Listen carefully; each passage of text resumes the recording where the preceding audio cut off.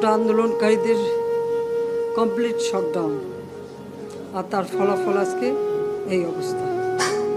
সমস্ত দাবি মেনে নেওয়ার পরেও তাদের আর সে শাটডাউন শেষ হয় না। কী কারণে আমি বুঝি না।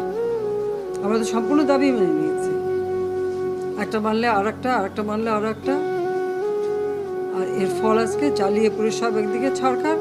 আর আজকে কত মানুষ জীবন হারালো, কতগুলি মানুষ পঙ্গু হয়ে যাচ্ছে, কতগুলি মানুষ। এবং ঠিক এই 2001 সালে এরকম তাণ্ডব বিএনপি জামাত জোট চালিয়েছিল। আওয়ামী লীগের প্রায় 21,000 নেতা কর্মী হত্যা করে, কত মানুষ গুলি খেয়ে তাদের